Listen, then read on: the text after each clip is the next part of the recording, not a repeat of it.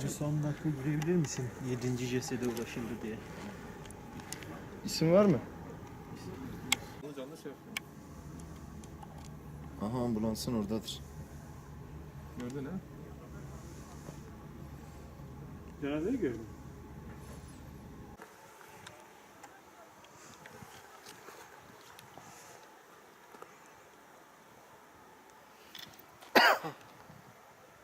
Bak orada bir toplanma olmuş ha.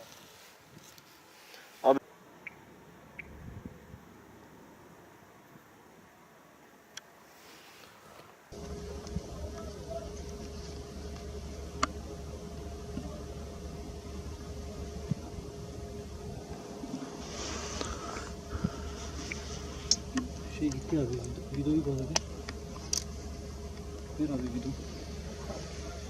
Hüseyin abi. Tamamdır. Fırat abi. Abi o olayla ilgili o toprakları göndereceğim. Şeyle de o.